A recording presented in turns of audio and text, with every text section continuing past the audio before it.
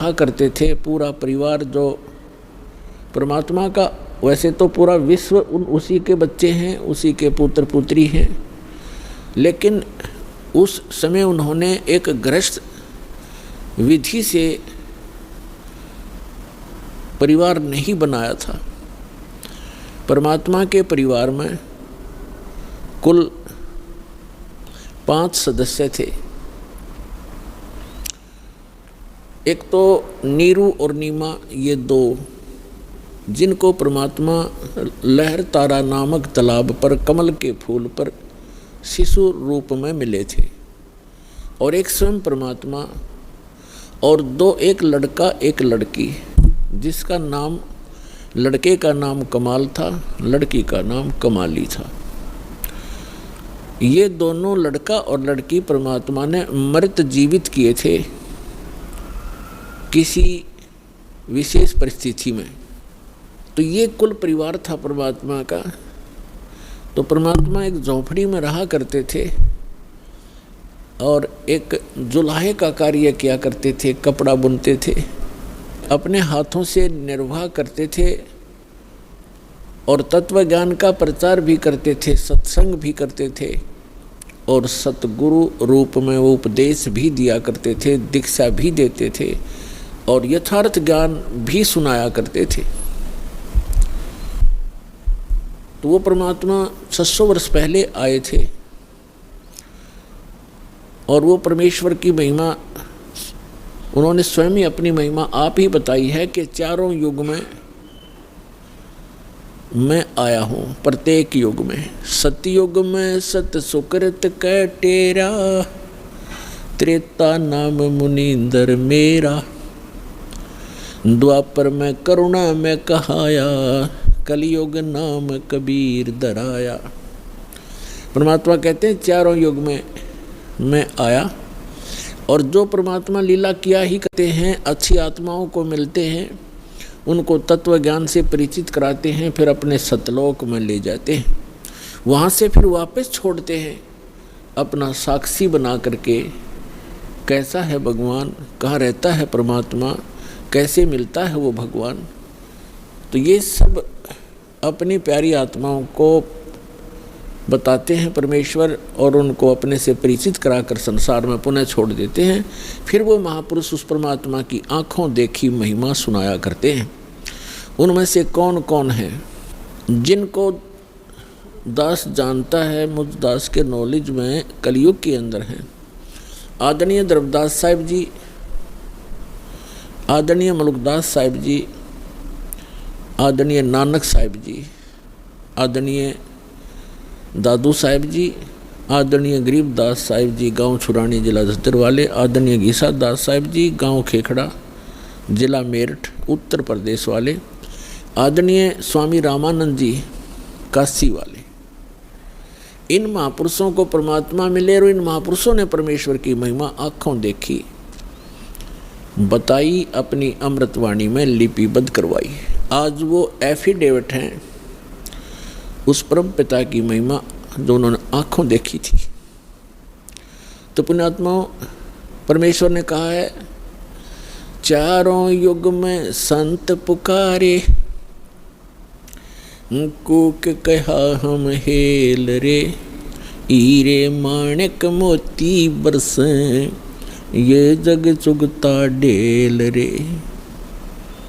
परमात्मा बताते हैं कि चारों युग में मेरे से परिचित मेरे संतों ने मेरे द्वारा बताई गई यथार्थ भक्ति विधि का डंडोरा पीटा, मुनादी करी, अनाउंसमेंट की खूब जोर जोर से,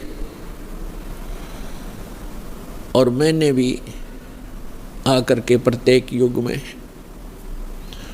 इस यथार्थ ज्ञान रूपी हीरे मोती लालों की वर्षा की। लेकिन हम पर विश्वास ना करके इन काल के दूतों, नकली आचार्यों, शंकराचार्यों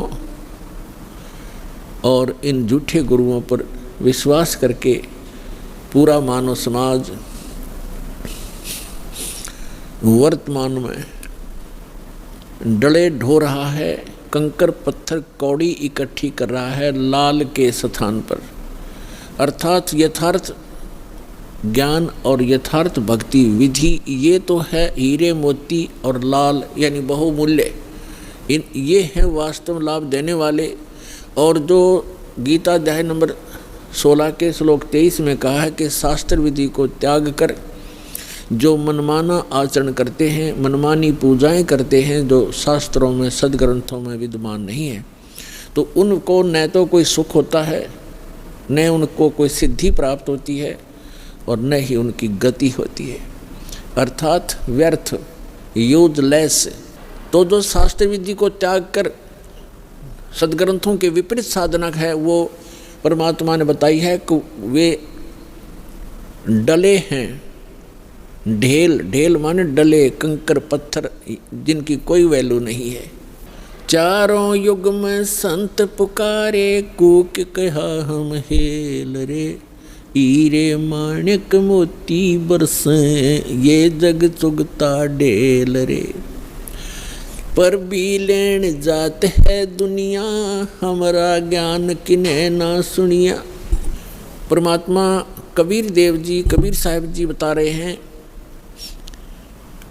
कि लोक वेद के आधार से, दंत कथाओं के आधार से शास्त्र विरुद्ध साधना करते हुए ये प्राणी कुंभ के मेले का अनुष्ठान करते हैं और पर भी लेने के लिए जाते हैं वहाँ कल्याणार्थ। उसके लिए भगवान बताते हैं कि जिस तालाब या सरोवर या दरिया में आप स्नान करने जाते हो कोई पर भी निर्धारित करके, आपसे पहले वहाँ उस तालाब में, सरोवर में, उस दरिया में मेंढक, मछली और बहुत से कीड़े मकोड़े पहले से विद्यमान होते हैं, जीव जंतु, और वो तो सदा ही उसके अंदर नहाते हैं, क्या उनका कल्याण हो जाएगा? जिस प्रकार उन मेंढक और मछलियों का कोई कल्याण नहीं हो सकता, इसी प्रकार आपका भी उस पर भी में नहाने से आत्म कल्याण नहीं हो सकता। आत्म कल्याण होगा अपनी सदग्रंथों श्रीमद् भगवद गीता में वर्णित विधि और उसके अनुसार की गई साधना से। और वो साधना केवल परमात्मा ही बताते हैं, क्योंकि श्रीमद् भगवद गीता में जो गीता ज्ञान दाता है वो केवल अपने सतर की भक्ति ही बता रहा है। और पूर्ण मोक्ष यदि चाहिए अर्जुन किसी भी भक्त को, अर्जुन के माध्यम से सर्व मानव समाज को संदेश दिया गया, तो उसको चाहिए कि वो तत्वदर्शी संत की खोज करे और फिर उस परमेश्वर की शरण में जावे, उसके तत्वदर्शी संत के बताए अनुसार साधना करके उस परमेश्वर की शरण में जावे, जहाँ जाने के बाद साधक फिर लौटकर कभी संसार में नहीं आते। और गीता ज्ञानदाता अपनी सतीथि बताता है, अपना सामर्थ्य बताता है कि अर्जुन तेरे और मेरे बहुत जन्म हो चुके हैं, तू नहीं जानता, मैं जानता हूँ। श्रीमद् भगवद गीता अध्याय नंबर 4 के श्लोक नंबर 5 और 9 में, श्रीमद् भगवद गीता अध्याय नंबर 2 के श्लोक 12 में, गीता अध्याय नंबर 10 के श्लोक नंबर 2 में गीता ज्ञानदाता स्पष्ट करता है कि अर्जुन तेरे और मेरे बहुत जन्म हो चुके हैं, तू नहीं जानता, मैं जानता हूँ। और अपनी साधना बताते हैं गीता अध्याय नंबर 8 के श्लोक नंबर 13 में, ओम इति एकाक्षरम ब्रह्म व्यवहारन माम अनुसमरन यह प्रयाति तजन देहम स याति परमाम गतिम। गीता ज्ञानदाता ये ब्रह्म है, श्री कृष्ण जी के अंदर प्रवेश करके बोलता है, ये ऐसे ही छल करता है। गीता अध्याय नंबर 4 के श्लोक नंबर 9 में ये स्वयं कहता है कि मेरे कर्म और जन्म दिव्य हैं, अलौकिक हैं, तो ये इसके कर्म हैं। गीता अध्याय नंबर 7 के श्लोक नंबर 24-25 में स्वयं स्वीकार करता है कि अर्जुन मैं अपनी योग माया से छुपा रहता हूँ, मैं कभी किसी के समक्ष अपने यथार्थ रूप में नहीं आता। और ये मूर्ख लोग जन समुदाय मुझे कृष्ण रूप में, व्यक्ति रूप में आया हुआ मान रहे हैं, मैं कृष्ण नहीं हूँ। भूत की तरह, प्रेत की तरह बोल रहा था उसके अंदर कि मैं कृष्ण नहीं हूँ, मैं तो अपनी योग माया से छुपा रहता हूँ। गीता अध्याय नंबर 11 के श्लोक नंबर 32 में कहता है कि अर्जुन मैं काल हूँ और अब मैं परिवर्त हुआ हूँ, अब आया हूँ। श्री कृष्ण जी तो पहले विद्वान थे, उन्होंने पहले कभी अपने आप को काल नहीं कहा और उसके बाद फिर कभी अपने जीवन में अपने आप को काल नहीं कहा। ये काल है, इसको ब्रह्म भी कहते हैं, सरपुरुष भी कहते हैं, सरब्रह्म भी कहते हैं, ज्योत स्वरूपी निरंजन भी इसी को कहते हैं। तो ये कहता है कि मेरा तो एक ओम मंत्र है और ये कहता है कि मेरे जन्म और कर्म अलौकिक हैं। तो खुद कहता है कि मैं अपनी योग माया से छुपा रहता हूँ, मैं कभी किसी के सामने अपने यथार्थ रूप में नहीं आता। तो श्री कृष्ण में प्रवेश करके ये ब्रह्म बोल रहा है, सरपुरुष बोल रहा है। 8वें अध्याय के 13वें श्लोक से भी स्पष्ट हो जाता है, ओम इति एकाक्षरम ब्रह्म व्यवहारण माम अनुस्मरण। माम ब्रह्म, मुझ ब्रह्म का केवल एक ओम अक्षर है, उच्चारण करके सिमरण करता हुआ यह प्रयाति तजन देहम, जो शरीर त्याग कर जाते हुए इसी का सिमरण करता हुआ जाता है, सयाति परमाम गतिम, वह परम गति को प्राप्त होता है। यानी ओम से मिलने वाली जो परम गति है, ओम से मिलने वाली परम गति क्या है? ब्रह्मलोक में जाता है साधक।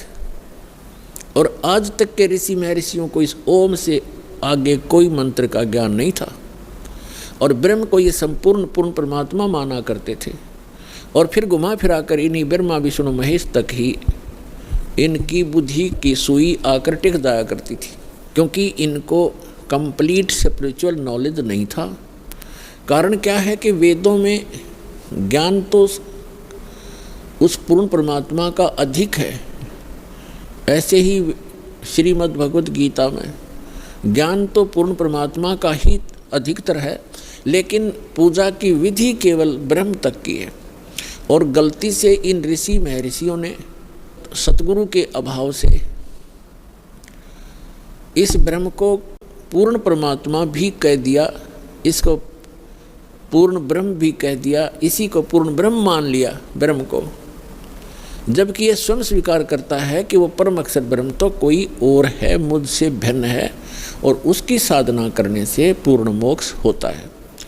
अब प्रसंग चल रहा है, भगवान ने आकर बताया है कि पर भी लेन जात है दुनिया, हमारा ज्ञान किने ना सुनिया। अपर भी लेने जाते हैं, स्नान करने जाते हैं तीर्थों पर। ये तीर्थ क्या है? ये तीर्थ क्या है? ये कैसे निर्मित हुए? इसके विषय में ब्रह्म पुराण में, ब्रह्मा पुराण में बहुत विस्तृत जानकारी है और विष्णु पुराण के अंदर भी। उसमें क्या बताया गया है कि जैसे किसी संत ने किसी सरोवर के किनारे या दरिया के किनारे बैठकर अपनी सुविधा अनुसार, यानी जल की आवश्यकता होती है अधिकतर जीव को नहाने पीने वस्त्र आदि धोने के लिए, और साथ में फिर भक्ति करते हैं, उनके किनारे बैठ कर के उन्होंने अपने अनुष्ठान किए। जैसे भी उनको गुरु मिले, जैसा भी वो अध्यात्म मार्ग से परिचित थे, उस आधार से उन्होंने वहाँ भक्ति करी बैठ के। और वहाँ से जो साधना उन्होंने की, उस साधना अनुसार अपना शरीर त्याग करके वो चले गए उस लोक को, उस स्थान को प्राप्त कर गए जहाँ की उसने साधना की थी। अब बाद में उसकी यादगार में उस महापुरुष ने वहाँ शरीर तो छोड़ना ही होता है, उसकी यादगार बना देते हैं। और फिर शेष जो जनता होती है वो उससे प्रभावित होती है, क्योंकि वो साधना करते करते अपनी उस पूंजी में से अन्य किसी को आशीर्वाद, दुआ या बद दुआ दे करके वो प्रभावित अवश्य कर लेता है, जिस कारण से वहाँ की जनता, आसपास की जनता उस साधक से बहुत प्रभावित हो जाती है। उसके बाद उसकी मृत्यु के उपरांत वहाँ एक उसकी समाधि बना देते हैं, वहाँ पूजाएं शुरू कर देते हैं और फिर उसको वहाँ उसके मत्था टेकने लग जाते हैं और उसको तीर्थ नाम दे दिया जाता है।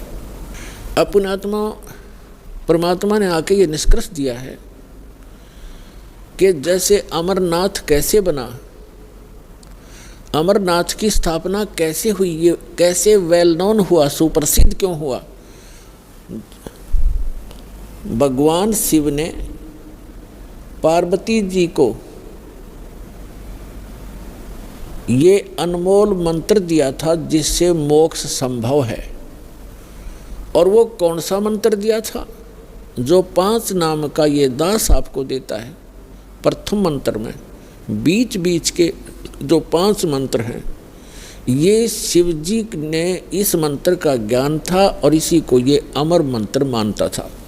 एक तो पुण्यात्माओं, हमें कंप्लीट स्पिरिचुअल नॉलेज ना होने से, संपूर्ण अध्यात्म ज्ञान ना होने से, हम इन नकली संतों के द्वारा घने भ्रमित हो गए। हम क्या सोचते हैं कि गुरुजी ने मंत्र दे दिया, नाम दीक्षा दे दी, और फिर क्या होता है, उन भ्रमित लोगों के पास जाकर के आप उनसे फिर प्रभावित हो जाते हो, जिनको कंप्लीट स्पिरिचुअल नॉलेज नहीं है, जिनको पूर्ण अध्यात्म ज्ञान नहीं है। तो वो क्या पूछते हैं आपसे कि आपने दीक्षा ली है वहाँ से बरवाला से, कितने दिन हो गए? 1 महीना, 2 महीने, 1 वर्ष, 2 वर्ष, जैसा भी जिसको। फिर वो पूछते हैं क्या आपको भगवान दिखाई देते हैं, भगवान के दर्शन होते हैं? अब आपके पास इसका कोई उत्तर नहीं।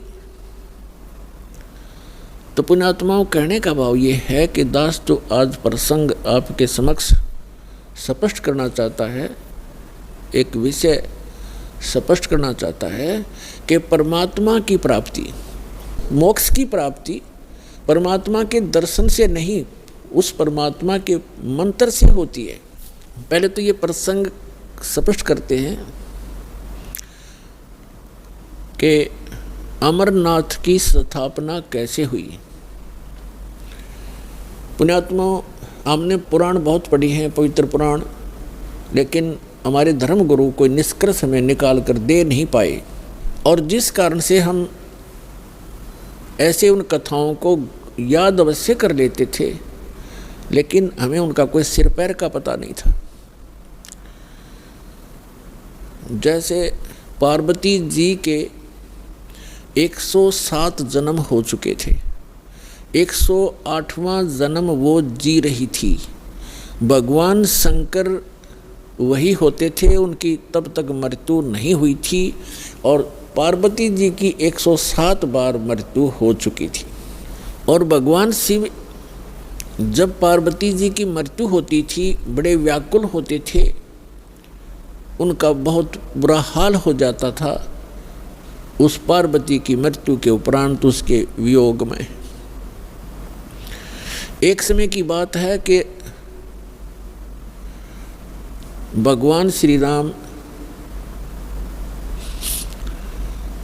वनवास के अंदर सीता जी के अपहरण के उपरांत वृक्षों से डकरा रहा था, रो रहा था, सीता की खोज पूछ रहा था, मृगों से लिपट रहा था।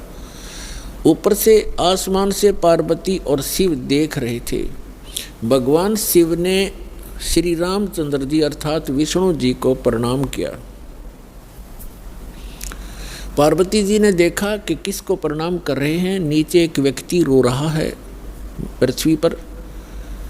पार्वती जी ने पूछा आप किसको प्रणाम कर रहे हो? भगवान शिव ने कहा कि नीचे देखो, ये भगवान को प्रणाम कर रहा हूँ। कि वो व्यक्ति रो रहा है? पार्वती ने पूछा कि हाँ, ये भगवान है, परमात्मा है। पार्वती जी कहने लगी भगवान और रो रहा है? भगवान कैसे हो सकता है जो ऐसे डकरा रहा है जनसाधारण की तरह? यानी विष्णु जी थे वो, और विष्णु जी भगवान शिव के बड़े भाई हैं। अपने बड़े भाई को वो नमस्कार कर रहे थे। पार्वती जी ने नमस्कार नहीं किया और कहा मैं इसकी परीक्षा लूँगी और सीता रूप बना कर जाऊँगी, यदि ये मुझे पहचान लेंगे तो मैं मान लूँगी कि ये भगवान है। भगवान शिव ने कहा कि यह गलती मत करना, यदि तू सीता रूप बना लेगी तो मेरे काम की नहीं रहेगी। उस समय तो पार्वती जी ने कह दिया कि नहीं जाऊंगी, परीक्षा नहीं लूँगी। कुछ ही देर के बाद भगवान शिव के इधर उधर होते ही सीता रूप धारण किया और भगवान राम के सामने खड़ी होगी जाकर के। अब भगवान रामचंद्र जी ने कहा कि हे दक्ष पुत्री, हे दक्ष की बेटी, भगवान शिव को कहाँ छोड़ाई, अकेली क्यों आ गई?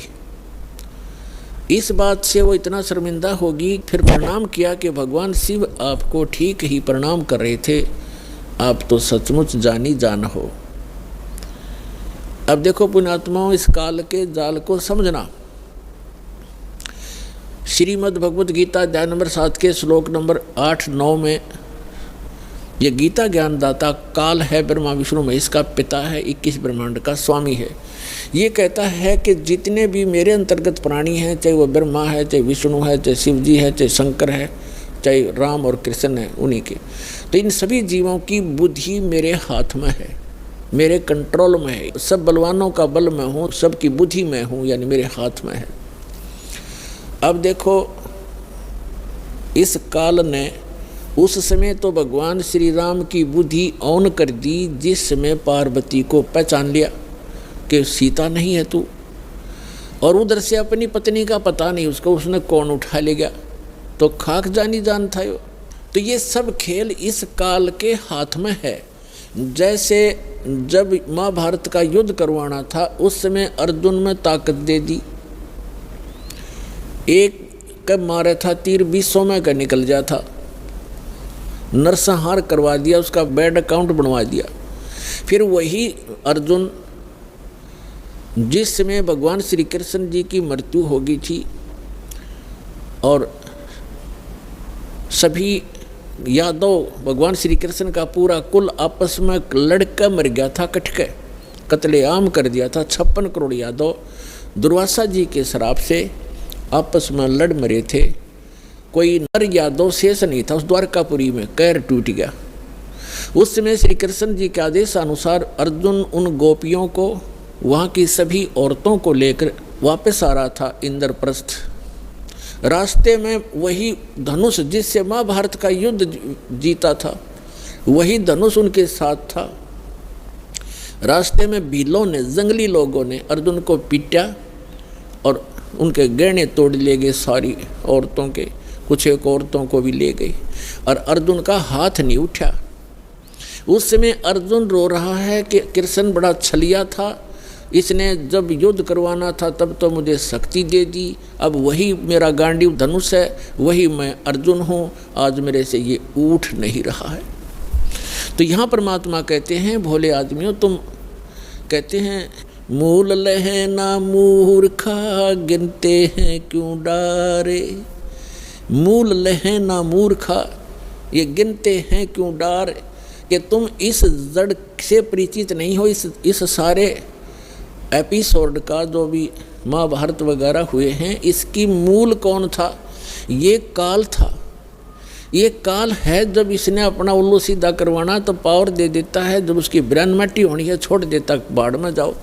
तो अर्जुन खड़ा खड़ा पिट रहा है। तो कहने का भाव ये है कि अब एक ही आज के सत्संग में आपको काल का बहुत सा जाल समझ में आओगा, और जिन पूजाओं को हम किया करते थे वो भी एक काल जाल ही आपको स्पष्ट होगा। अब क्या हुआ, पार्वती जी वापस आ गई कैलाश पर्वत पर अपने महल में। उधर से भगवान शिव की बुद्धि खोल दी काल ने, और उसके मन में ये पक्का हो गया कि यह अवश्य परीक्षा लेकर आई है। भगवान शिव ने पूछा कि पार्वती परीक्षा ले आई?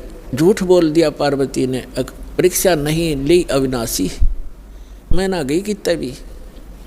तो भगवान शिव की वह बुद्धि खोल दी, उसने देखा वो अपनी दिव्य दृष्टि से सचमुच ये जाके आई है।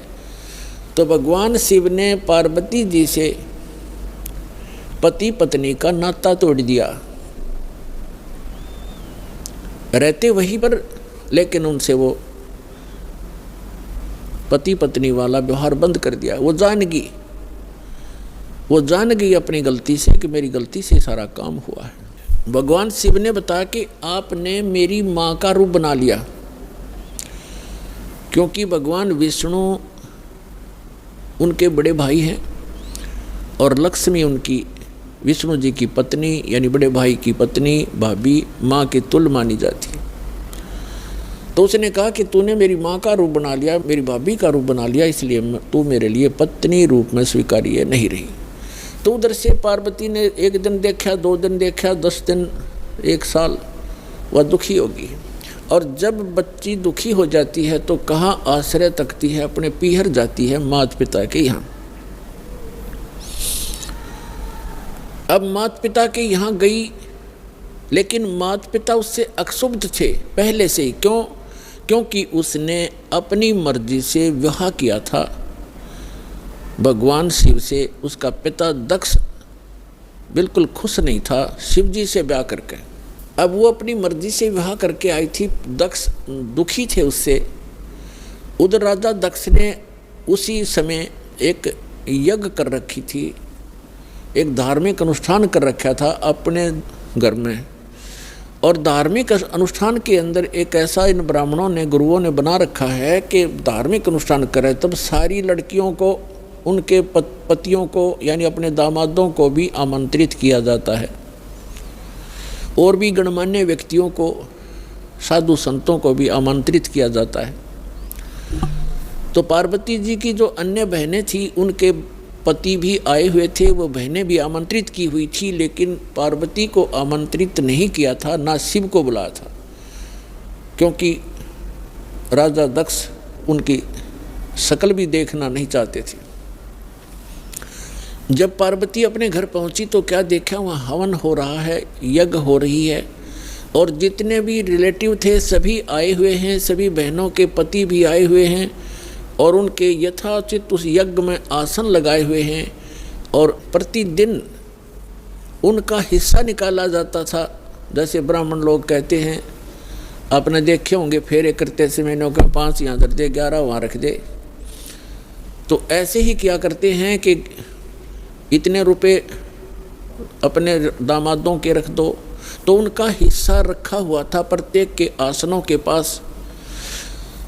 और पार्वती पूरे मंडप में घूम के अपनी माँ के पास आ गई, और ना दक्ष उनसे मुख से बोला कि आजा बेटी, और बेटी माँ के पास ही अपना दुख रोया करती है।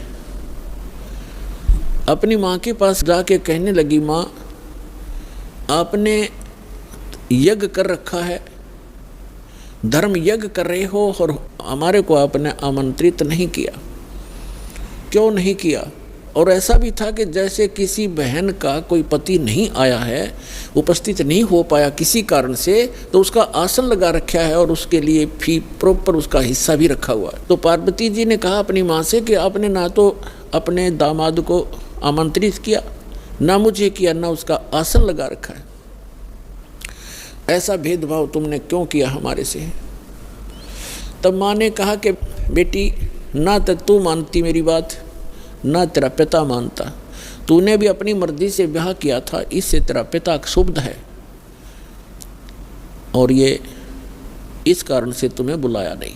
तो पार्वती जी ने अपने पिता से प्रश्न किया कि आपने न तो अपना दामाद बुलाया, ना मुझे आमंत्रित किया, क्या मैं आपकी बेटी नहीं? तो दक्ष ने कहा कि मैं ना तेरी सूरत देखना चाहता हूँ, और ना उस सर्प लपेटे हुए व्यक्ति को बुलाकर अपनी बेइज्जती करवाना चाहता हूँ। और आपको किसने बुलाया यहाँ पर, आप जा सकती हैं। इस अपमान को वो पार्वती सहन नहीं कर सकी, और एक बहुत बड़ा हवन कुंड बना रखा था को 7-8 फुट नीचा, और उसमें ये क्योंकि राजा का यज्ञ ब्राह्मण कुंड से अपने घर से डालना था कि घेर कर लकड़ और सोआ बरबर कड़छे घेरे पूरे लोटे के लोटे और डीक पड़े हवन की। तो पार्वती ने कहा कि मैं करवाती हूँ तेरा यज्ञ संपूर्ण।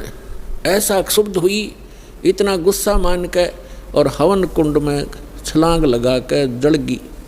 जल्दी सी हवन कुंड को बुझाया गया, तुरंत ही उसको निकाला गया, सारा शरीर जल गया, लेकिन अस्थि शेष रह गई, अस्थि पिंजर शेष रह गया। भगवान शिव को पता चला, ये बहुत लंबी कथा है। भगवान शिव ने फिर अपने ससुर का सिर भी काट दिया था, उसने काट दिया था भैरव ने, जैसा भी। तो फिर क्या हुआ कि भगवान शिव जब आए तो उसने उस पार्वती के कंकाल को, जो केवल अस्थि पंजर था पूरे बॉडी का, उसको पार्वती जान के मोहवश इतना अंधे हो गए, और उसको सीने से लगाकर 10,000 वर्ष तक पार्वती पार्वती करते फिरते गए रहे। एक दिन भगवान ने सुदर्शन चक्र से उस पार्वती के टुकड़े टुकड़े कर दिए उस अस्थि पिंजर के। तो उसके विषय में बताते हैं कि जहाँ नैन गिरे वहाँ नैना देवी, जहाँ धड़ गिरी उसकी वहाँ पर वैष्णो देवी। ऐसे वैष्णो देवी और नैना देवी की स्थापना हुई क्योंकि वहाँ इन पार्ट्स ऑफ द बॉडी को, शरीर के अंगों को, जहाँ नैन गिरी थी वहाँ उनकी समाधि दे दी और उसकी एक यादगार बना दी कि यहाँ पर ऐसी घटना घटी थी। कहीं आने वाले समय में कोई इन ऐतिहासिक और पौराणिक बातों को झूठा ना सिद्ध कर दे, इसलिए वो यादगार बनाई थी। और आज वहाँ पूजाएं शुरू होगी।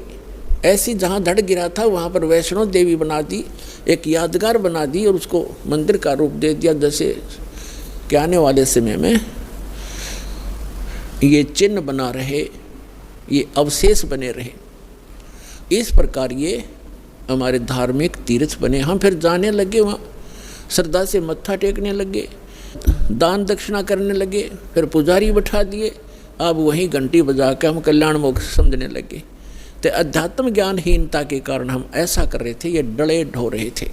अब जो प्रसंग चल रहा है कि पार्वती जी का फिर नेक्स्ट जन्म जब हुआ, हिमालय के जन्म हुआ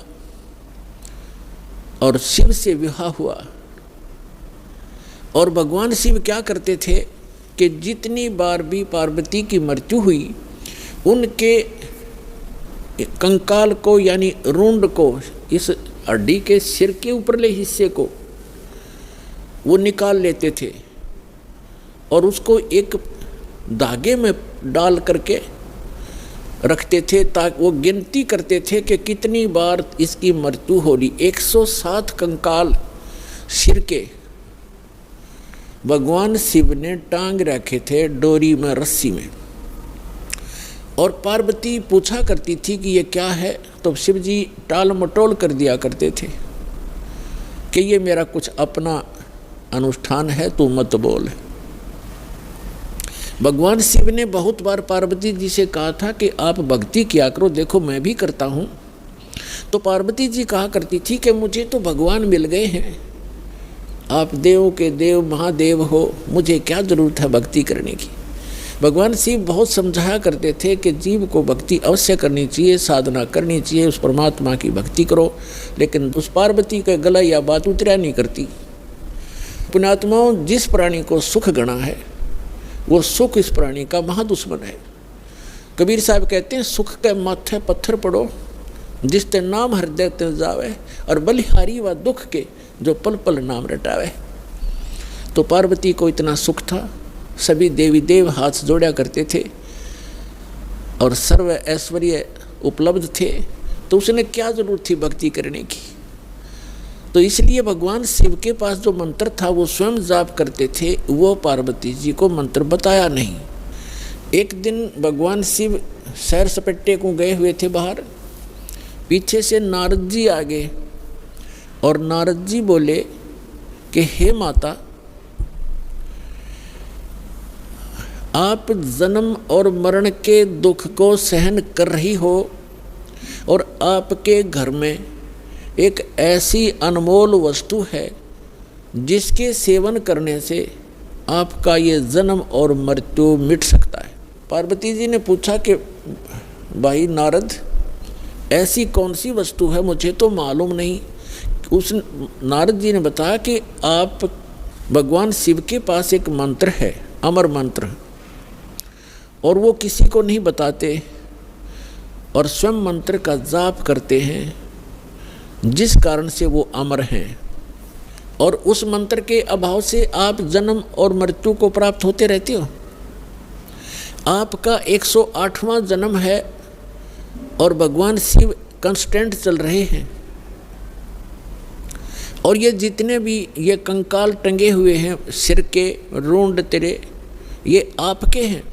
आप 107 बार मर चुकी हो, 107 बार ही आपने भगवान शिव को ही वर रूप में चुना है। 107 जन्म आपके हो चुके, 108वां चल रहा है। तो पार्वती जी का यह बात खटकेगी कि सचमुच ये मेरे ही सिर हैं, अगर आपके ही हैं ये। लेकिन ये बात गले नहीं उतरे कि भगवान शिव के पास ऐसा मंत्र और मुझे ना देवे, क्योंकि वो मुझे बहुत प्यार करते हैं, मेरे लिए वो सर्वस्व सौंप सकते हैं, सब कुछ दे सकते हैं, ये नहीं हो सकता नारद जी। नारद जी कहने लगे कि देख ले माता, अभी तक आपने उनको एज ए हस्बैंड ट्रीट किया है, एज ए गॉड ट्रीट नहीं किया। अभी तक आपने उसको पति रूप में व्यवहार किया है, आपने उनको भगवान नहीं समझा। और जब तक आपके हृदय में यह डिमांड नहीं होएगी, गुरु जैसे गॉड गुरु जो होते हैं वो भगवान के तुल्य ही माने जाते, तो भगवान शिव उस समय इस मंत्र के प्रदान करने वाले गुरु थे। नारद जी तक कह के चले गए। अब पार्वती की नींद आराम होगी कि भगवान को आने दे, और मुझसे कोई अवश्य कोई ऐसी गलती बनी है जो ऐसी वस्तु को मुझसे छुपा रखा है, मैं अवश्य अभाग्नि कोई गलती कर रही होंगी। एकदम नम्रता आई। पहले तो पार्वती जी जैसे पति पत्नी बोलते हैं ऐसे बोला करती थी, और उस दिन आते ही चरणों में दंडवत प्रणाम किया और पैर पकड़ के रोने लगी। भगवान शिव ने पूछा कि किसने क्या कह दिया आपको, क्यों रो रहे हो, बताओ मुझे एक बार। तो पार्वती ने कहा कि आपके रहते मुझे कौन क्या कह सकता है, लेकिन मैं बहुत निकम्मी हूँ कि मैं ऐसी कोई गलती कर रही हूँ जिस कारण से आपने मुझसे एक अनमोल वस्तु छुपा रखी है।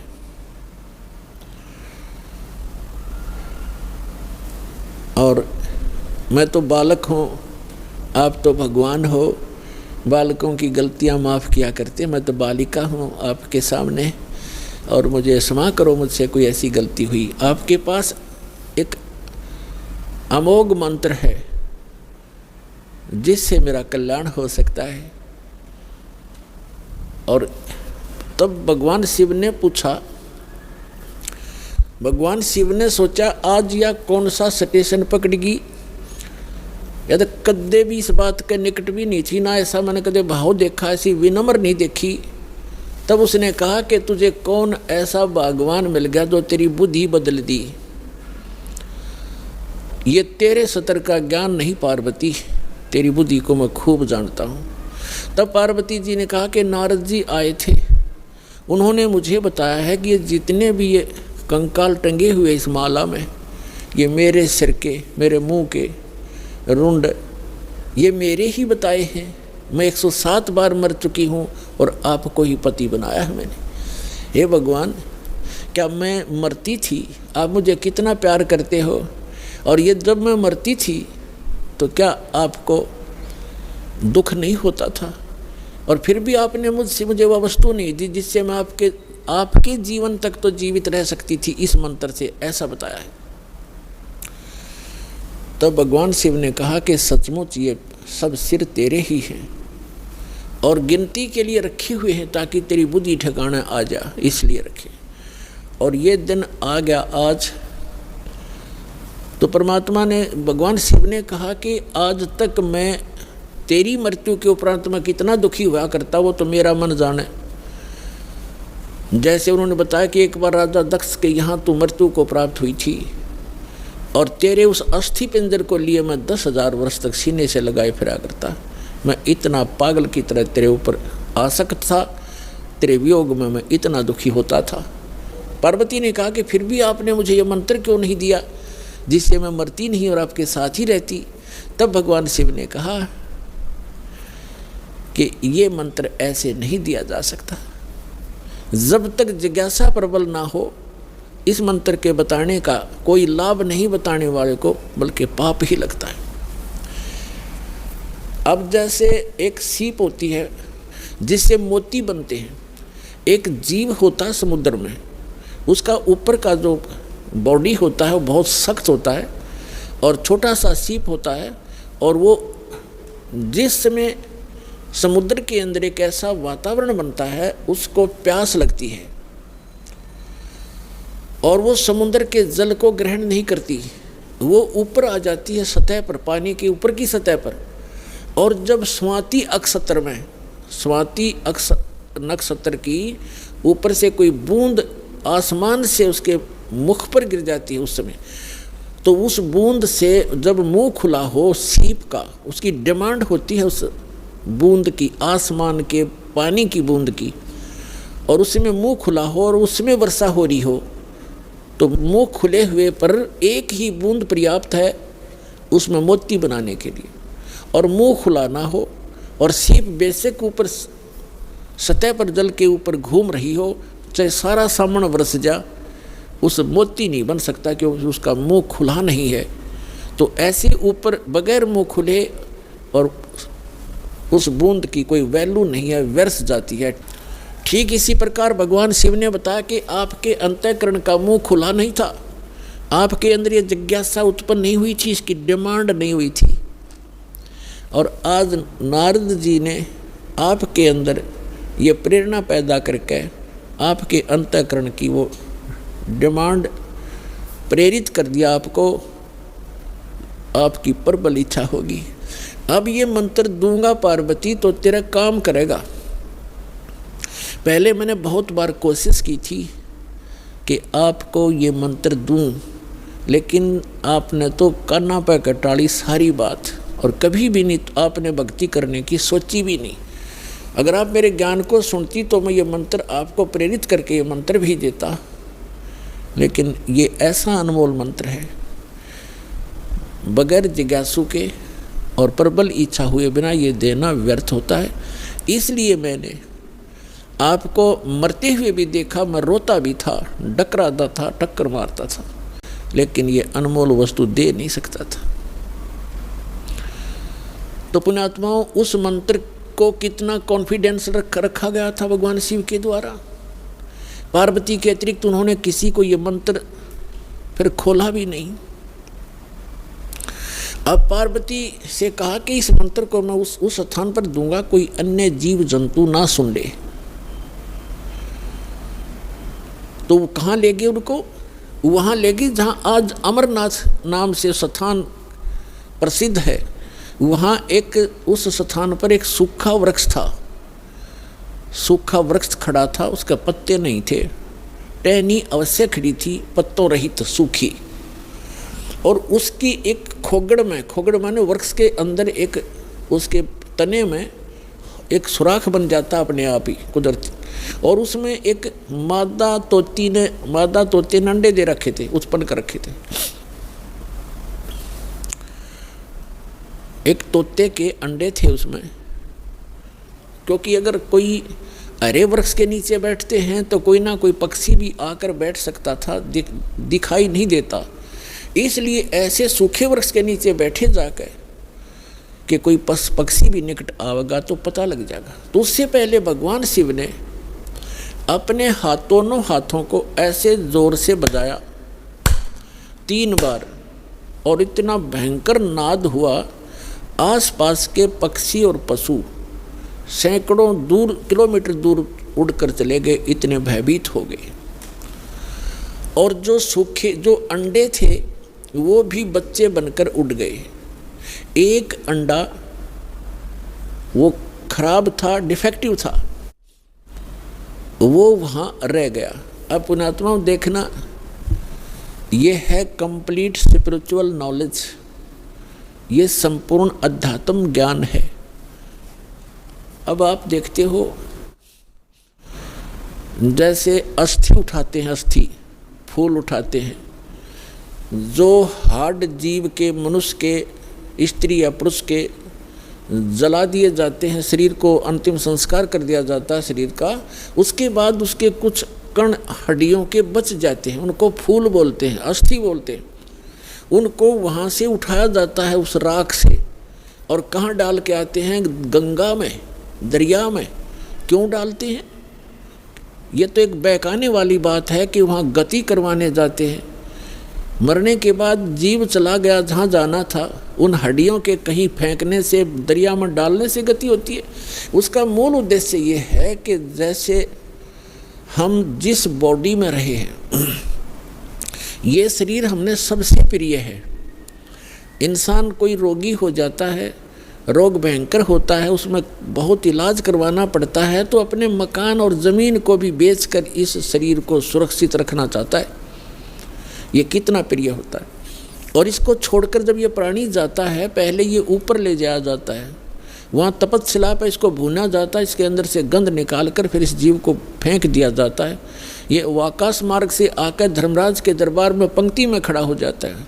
इस प्रोसेस में इसको 10-12 दिन लग जाते हैं, इसलिए 13वें दिन ये वापस आ जाता है। जहाँ इसने गधा बनना है, कुत्ता बनना है, सूर बनना है या भूत बनना है, उस लाइन में फिर लग जाता है।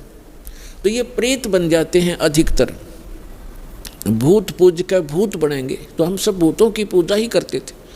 तो प्रेत बनकर आता है कहाँ? अपने घर में। घर से फिर अपने शरीर को खोजता है, मेरा शरीर कहाँ, उसमें प्रवेश करूं। फिर वो वहाँ से चलता चलता जाता है, क्योंकि एक फिल्म सी बनी होती है, वो फिर वहाँ जाता है जहाँ उसका अंतिम संस्कार किया होता है। तो वहाँ अगर वो अस्थि नहीं उठाई जाती है तो वो जीव उन अस्थियों को चिपक जाता, मेरी है, ये मेरी है, उनका चिपका रहता वहाँ पर। और उन्होंने, जिन गुरुओं को ज्ञान तो था नहीं, उन्होंने सोचा कि ये अस्थि अगर यहाँ से उठा कर और कहीं फेंक आवें, दरिया में डाल दें, तो ये उस प्रेत का हाथ ना लगे, वो यहाँ चिपक कर ना बैठे इन शमशान घाट में, यहाँ गांव में ना रहे, कहीं और चला जा। इसलिए उसको उठाकर उनकी अस्थियों को जल प्रवाह कर देते हैं। वहाँ डालने के बाद फिर इसको पता ही नहीं लगता वो कहाँ गई। इनका ये उद्देश्य होता है कि वो वहाँ से जगह छोड़ जावे, उनकी खोज में उड़ा गंगा किनारे धक्के खाता रहे। तो पुण्यात्माओं, ये अस्थि उठाने की ये प्रक्रिया यहाँ से चली है। और इससे उठाओ या ना उठाओ, ये कोई फायदा नहीं, उसमें कोई लाभ या हानि नहीं है उस जीव को जो चला गया शरीर को छोड़कर बाद की क्रियाओं से। अब ऐसे ही जैसे आपको बहुत बार बताया है कि इस प्राणी को मानव शरीर 2 प्रकार से प्राप्त होता है। एक तो 84 लाख योनियों को भोग गए, एक टर्न वाइज एक मानव शरीर कंपल्सरी प्राप्त होता है। और दूसरे प्रकार का वो होता है जो शुभ संस्कारों से लगातार भी कई मनुष्य जीवन आपके पूर्व जन्म के पुण्य संस्कारों से हो जाते हैं। तो एक सुखदेव नाम के ऋषि हुए, फिर वो बाद में उनकी आत्मा 84 लाख योनियों को भोगती भोगती, और तोते का संस्कार था उसका। अब तोते में उसका इतना ही संस्कार था कि उस गंदे अंडे में ही उसकी वो अंडा उसके निमित्त था। वो अंडा, जैसे गर्भ में ही कई बच्चे मर जाते हैं, तो उनका उतना ही संस्कार होता है उस मनुष्य जीवन का। तो वो पूरा कर लिया उसने, एक मनुष्य जीवन, गर्भ में मर जाना, बाहर आते ही मर जाना, इस तरह। अब उसका संस्कार था इतना ही कि उस अंडे में उसकी आत्मा आई और अंडा गंदा हो गया। अब उसके बाद भी वो उसका चिपका रहा कि मेरा है, वो आत्मा वही रही। और बाकी अंडे जो स्वस्थ थे, भगवान शिव की अपनी जो धारणा से कि आसपास कोई अंडा हो वो भी स्वस्थ हो जाए, तो वो उस ताड़ी बजाने से अंडे बच्चे बनकर और पक्षी बनकर उड़ गए। अब वो संस्कार था उसका, ऐसा ही निर्धारित था कि वहाँ भगवान शिव कथा सुनावेगा पार्वती को, और उसके संस्कार से फिर वो परमात्मा, क्योंकि कोई भी ज्ञान उपदेश दिया जाता है पहले सत्संग किया जाता है। तो भगवान शिव ने पार्वती को पहले उस अमर परमात्मा की कथा सुनाई कि कोई ऐसी शक्ति है, इनको वैसे ज्ञान नहीं, लेकिन वेदों से जैसा इनको ज्ञान प्राप्त हुआ, तो ये बता रहे थे कि पार्वती उस परमात्मा की भक्ति करनी चाहिए, उस भगवान की भक्ति से जीव का मोक्ष होता है। और मानव शरीर, इन देवताओं को भी ये मानव शरीर माना जाता है, और मानव शरीर ये भगवान की साधना उपासना के लिए ही प्राप्त होता है। और फिर वो बताने लगे कि ध्यान लगाओ, मैं बताता जाता हूँ, जहाँ टारगेट मैं आपको बताऊँ आपकी सुरती वहीं पहुँचे। क्या बताया कि मूल कमल जो गुदा के पास है, रीढ़ की हड्डी के अंदर की तरफ, उसमें गणेश जी का वास है। और उसका किलियम जाप है, और ऐसे इसको ऐसे ऐसे बोल। फिर बताया कि उससे 2 उंगल ऊपर सावित्री और ब्रह्मा जी का कमल है, उसका ये मंत्र है। फिर बताया शरीर के इसके ऊपर नाभि कमल है, उसमें विष्णु और लक्ष्मी का वास है, और वहाँ पर ये मंत्र है जो आपको दिए जाते हैं, इनको जाप करो। उसके बाद फिर हृदय कमल है, उसमें महादेव और पार्वती का स्थान है। अपनात्माओं, ये लीला आपको बहुत देर से समझ में होगा। ये ज्ञान आपको पहले भी बताया है कि ये काल क्या लीला करता है। ये एक ब्रह्मांड के सर्वोपरि शिखर में, चोटी में, वहाँ 3 स्थान बनाकर रहता है, और वहाँ 3 ही रूप धारण कर लेता है, और वहाँ इस दुर्गा के ये 3 ही रूप बनाकर अपने साथ रखता है। जैसे एक रजोगुण प्रधान नक्षत्र है, उसमें स्वयं ये चतुर्मुखी रूप धारण करके और लक्ष्मी को पार्वती रूप बना और सावित्री रूप बनाकर अपने साथ रखता है। एक सतोगुण प्रधान नक्षत्र है, उसमें ये स्वयं विष्णु रूप धारण कर लेता है और लक्ष्मी को और उसको दुर्गा को लक्ष्मी रूप में रखता है।